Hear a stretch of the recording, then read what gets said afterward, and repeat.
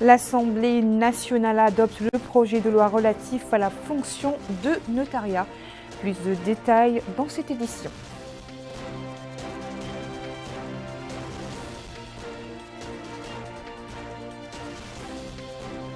Le département de la justice organise un atelier de formation au profit des magistrats et greffiers en chef sur les litiges fonciers.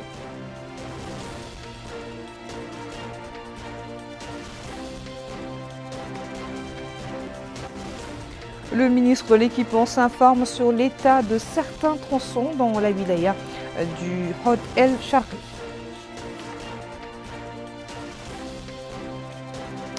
Bonsoir, comme annoncé dans les titres, nous ouvrons ce journal par l'actualité parlementaire.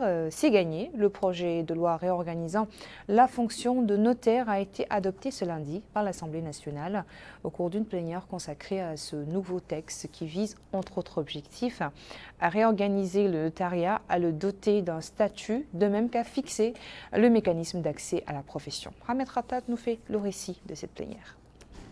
Les députés ont approuvé ce projet de loi relatif au statut des notaires présenté par le ministre de la Justice, M. Mohamed Mahmoud Cheikh Abdallah Ould Boye, au cours d'une plénière présidée par M. Cheikh Ould Boye, président de l'Assemblée nationale. De même qu'ils ont approuvé les modifications proposées sur les articles 11, 56 et 89 du projet de loi en question, visant à expliciter le contenu des articles cités. Au cours de leurs interventions, les députés ont souligné l'importance du projet dans le cadre de la réforme et de l'amélioration du système juridique de façon générale et la réglementation régissant le métier de notaire en particulier, indiquant qu'il vient pallier à des lacunes constatées dans le domaine de la documentation tout en insistant sur le respect de la généralité et de l'abstraction de la règle juridique. Pour sa part, le ministre de la Justice, M. Mohamed Mahmoud Cheikh Abdallah Ould Boye, a précisé dans sa communication que le projet de loi vise à définir le statut des notaires, à organiser l'exercice du métier et à préciser la compétence territoriale de chaque bureau de notaire, tout en fixant les conditions d'accès au métier pour garantir l'équilibre entre l'absorption du chômage et la mise à profit de l'expérience des professionnels de la documentation. Le projet de loi va renforcer, a-t-il dit, la protection accordée au notaire dans le cadre de l'exercice de son métier, expliquant qu'il est assujetti à l'obligation de verser des garanties pour d'éventuelles condamnations, tout en permettant à ceux qui disposent de bureaux de notaire de créer une société de documentation, ce qui met un terme au désordre que connaît le métier en instituant un corps national de notaires qui dispose de la personnalité juridique. M. Ould Boye a affirmé que le projet de loi constitue un nouveau jalon dans l'édifice de la consolidation de l'arsenal juridique national en matière de blanchiment d'argent et de financement du terrorisme, ce qui permet à la Mauritanie de satisfaire aux exigences internationales tout en assurant la conformité de ses lois nationales avec les conventions relatives à la lutte contre le terrorisme, le blanchiment d'argent, le financement des activités terroristes et le crime organisé, ce qui se reflètera positivement sur l'environnement économique et contribuera à la création d'opportunités de travail. Il est à noter que cette plénière s'est déroulée en présence d'une délégation de la Chambre des conseillers du Parlement du Royaume du Maroc, présidée par son président, M. Naaman Mayara. L'hémicycle avait abrité hier soir la réunion des présidents du groupe parlementaire avec le président du Parlement marocain et la délégation qui l'accompagne. La rencontre était l'occasion de passer en revue le niveau de la coopération entre les deux partenaires dans le domaine parlementaire et également l'expérience de la Mauritanie en matière législative.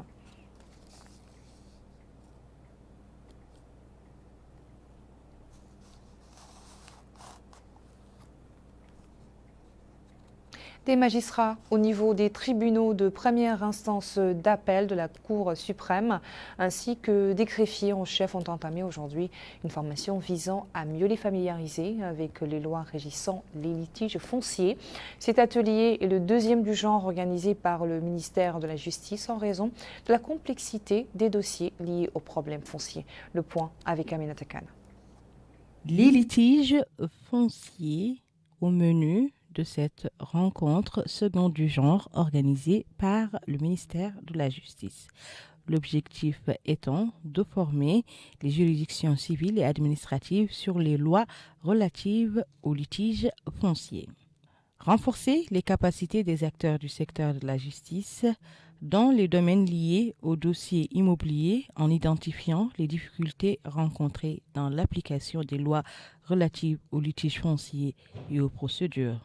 Ouvrant les travaux de la rencontre, le garde des Sceaux, Mohamed Mahmoud Cheikh Abdallahi Ben Boya, a longuement expliqué l'objectif de cette rencontre qui s'inscrit dans le cadre de la mise en œuvre, dira-t-il, des recommandations de la première session de ce forum l'année dernière dans laquelle les participants, rappelle-t-il, ont recommandé aux autorités de poursuivre les formations et d'en faire une plateforme annuelle pour les magistrats au niveau national pour leur permettre d'échanger les expériences et les bonnes pratiques dans ce sens.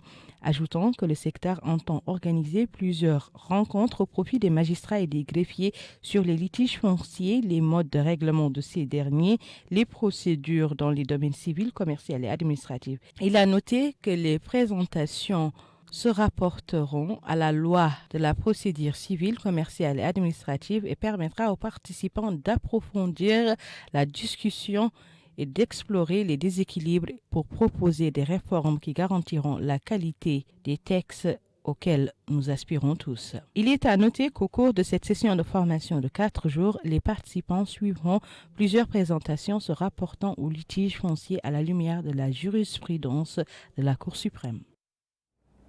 Dans le domaine militaire, à noter l'entrevue que le ministre de la Défense nationale, Hanan Sidi, a eue ce lundi avec le commandant de la force française, Barkhane, le général Laurent Michon. L'entretien a porté sur les relations de coopération existant entre la Mauritanie et la France, notamment dans les domaines liés à la compétence de Barkhane et les moyens de la développer et de la renforcer.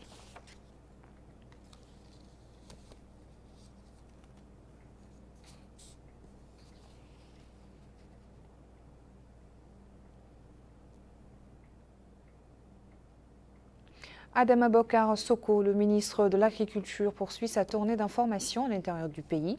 Il est arrivé ce lundi à Kifa, en provenance d'Ayoun, et dans lesquels il s'est informé du niveau de préparation des agriculteurs pour la campagne agricole 2022-2023 et de l'initiative de mobilisation nationale pour le développement de l'agriculture en Mauritanie pour la période 2022-2025. Abdullah Damaba. Cette rencontre qui s'est tenue à la Maison des Jeunes de la ville de Néma a été une opportunité d'échanger avec les agriculteurs et de soulever les problèmes auxquels ces derniers font face. Ainsi, le ministre de l'Agriculture, Adama Bokar Soko, a dans ce cadre mis en avant l'aspiration nationale dans le cadre de la réalisation de l'autosuffisance alimentaire. Cette réunion s'est par ailleurs tenue en présence des élus de cette localité. Le ministre de l'Agriculture a fait état de l'ambition des autorités du pays, ce qui, dit-il, passe par le biais d'une stratégie visant à exploiter les terres arables. Il a dans ce cadre précisé la volonté de ce département à doter les agriculteurs des capacités aussi bien matérielles que structurelles pour l'essor de ce secteur. Le wali du Khodeshari, Isselmou Sidi, a pour sa part mis en avant la nécessité d'exploiter les terres arables. Il a appelé à une conjugaison des efforts pour l'atteinte de l'autosuffisance alimentaire. Les élus et agriculteurs présents à ces réunions se sont tour à tour exprimés. Ils ont profité de cette opportunité pour exposer leurs problèmes. Wali Ould Seyid, maire de Mebrouk, a déclaré que ces rencontres étaient très importantes pour les agriculteurs et élus. On a, dit-il, posé tous les problèmes auxquels sont confrontés les agriculteurs de cette wilaya. Sidi Ould Bidal, président de l'association des agriculteurs de la wilaya du Khodeshari, a quant à lui souligné les différents problèmes qu'ils ont en tant qu'agriculteurs, qui se rapportent à la disponibilité des tracteurs, d'engins, à l'accès à l'électricité, entre autres.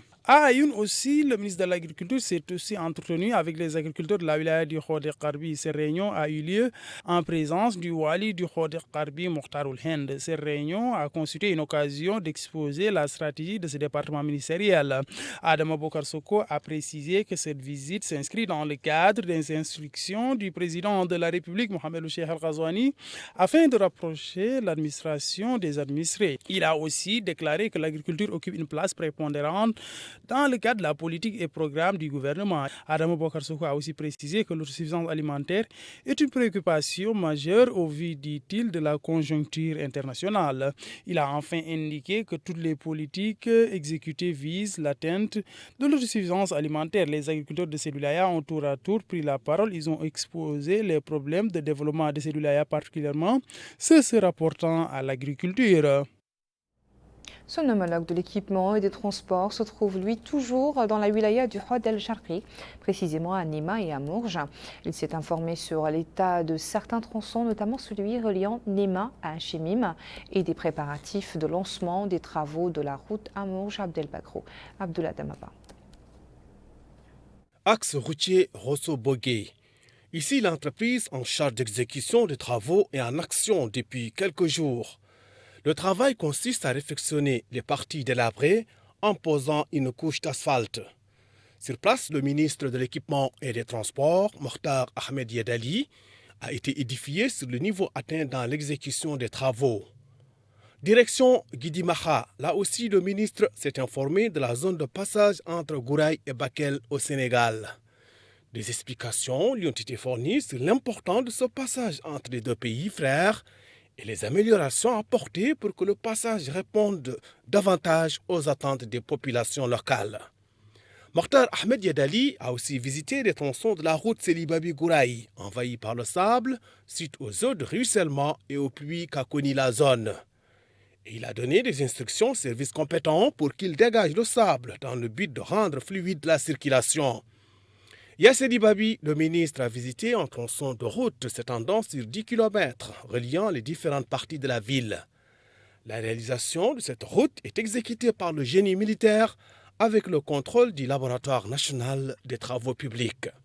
Les responsables en charge de l'exécution des travaux de plusieurs axes routiers indiquent que les pouvoirs publics ne ménageront aucun effort pour que la fluidité soit au rendez-vous.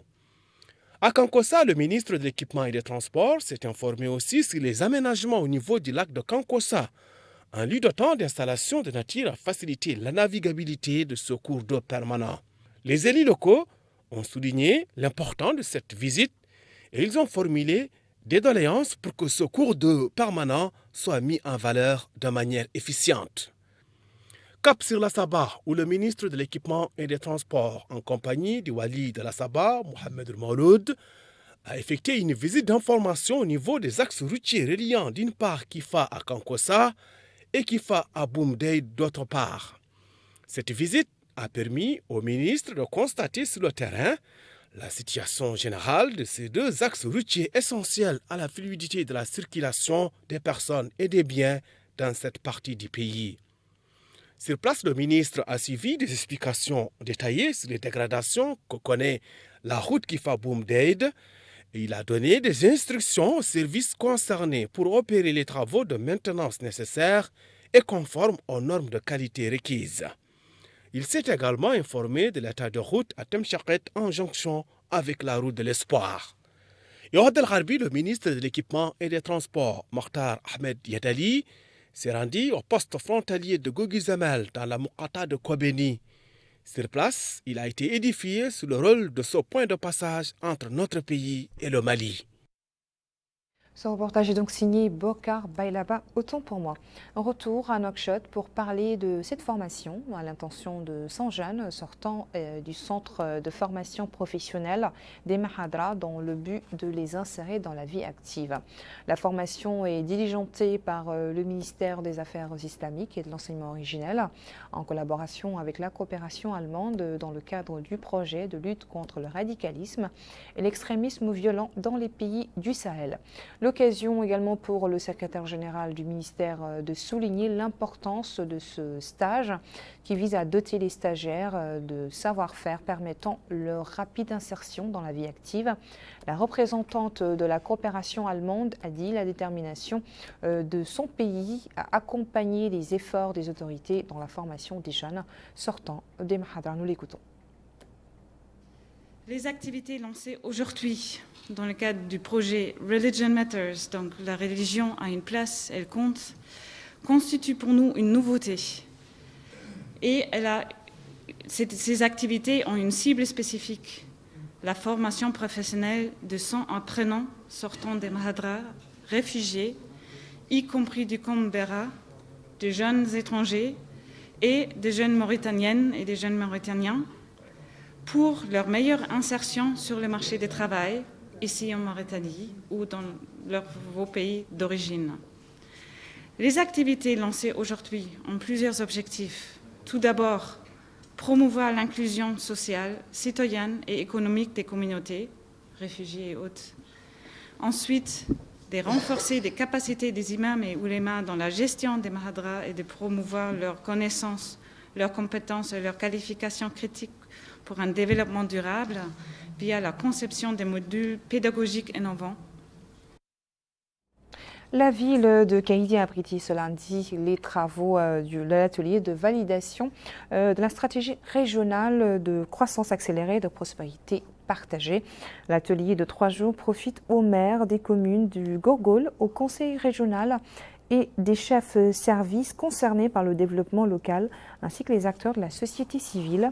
Dans son allocution, le secrétaire général du ministère des Affaires économiques et de la promotion des secteurs productifs a indiqué que la stratégie vient compléter les efforts des départements dans les différents domaines de développement, conformément aux priorités de chaque partie, en vue d'asseoir des pans durables visant à exécuter le programme du président de la République.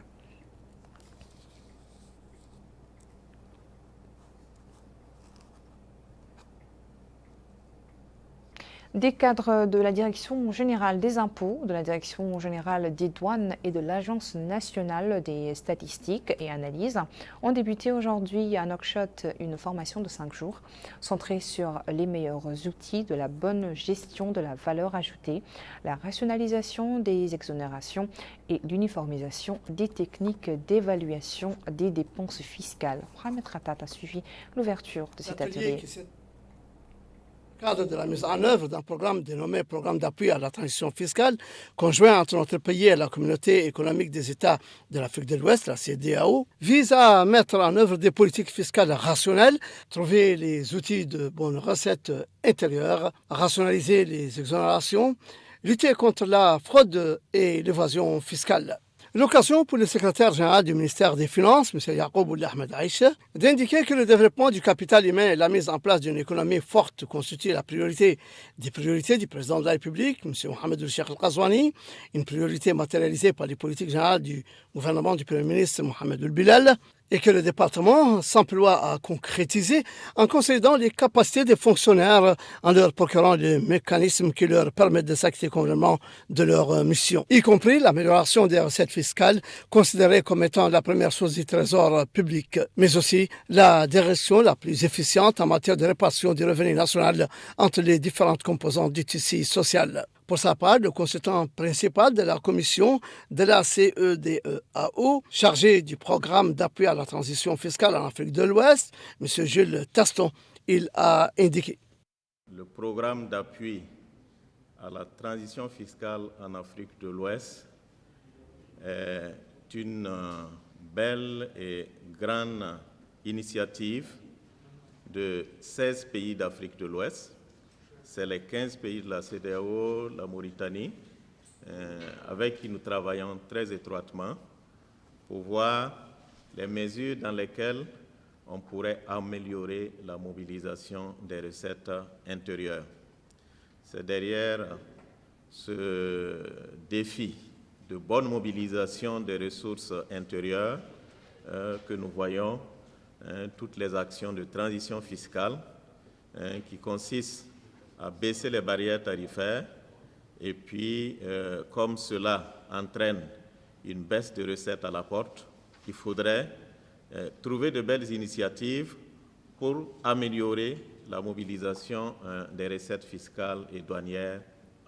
C'est un atelier de 5 jours organisé au profit des cadres de la Direction générale des impôts, de la Direction générale des douanes et de l'Agence nationale des statistiques et d'analyse démographique à travers une formation de haut niveau sur les méthodes et les techniques de calcul des dépenses fiscales et la préparation des rapports nationaux y afférents. Voyons à présent les quantités de pluie enregistrées ces dernières 24 heures dans certaines localités du pays.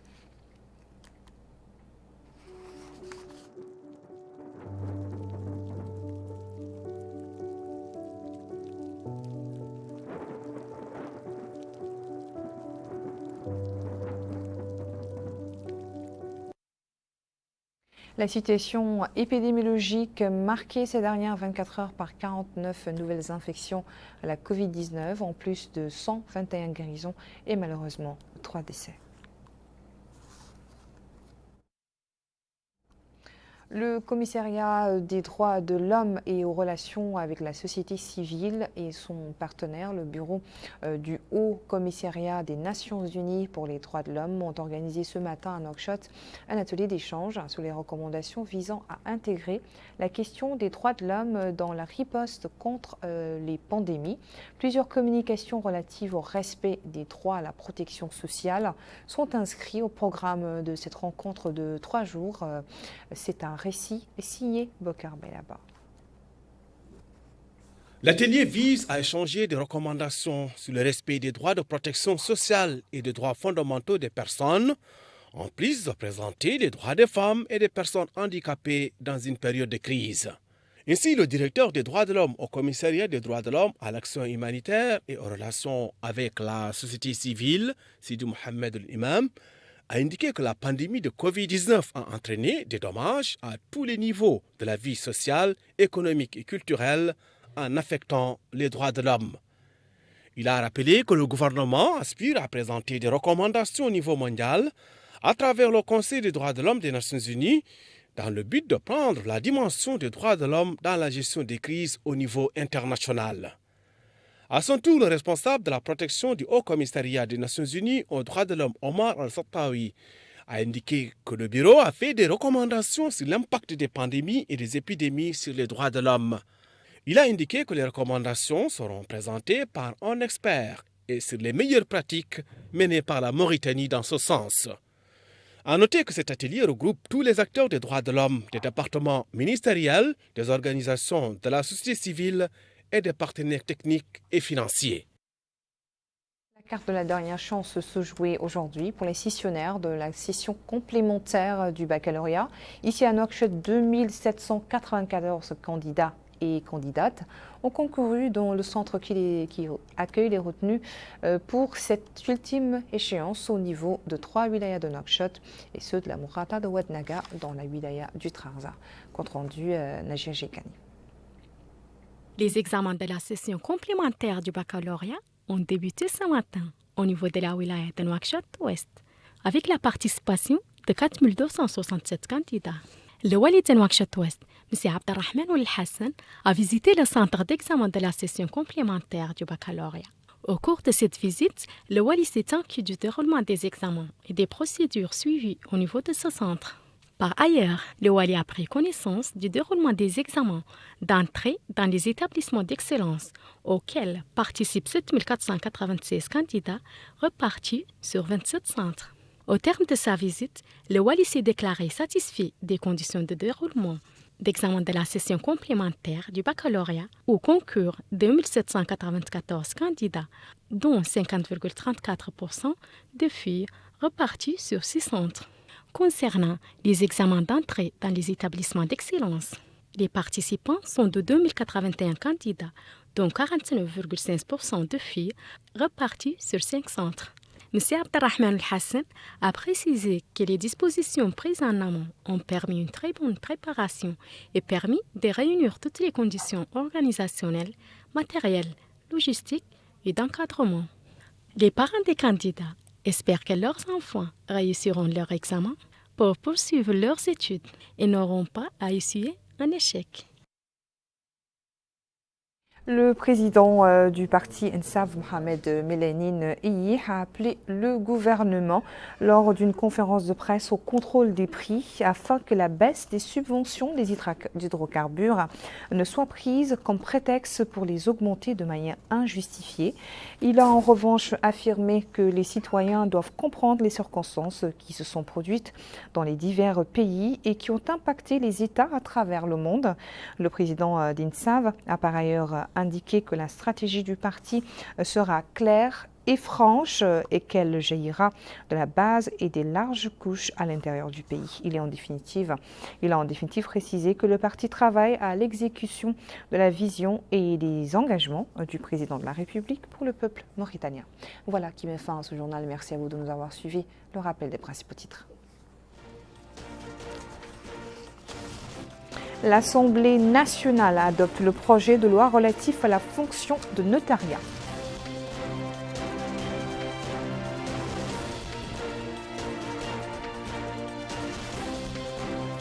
Le département de la justice organise un atelier de formation au profit des magistrats et greffiers en chef sur les litiges fonciers.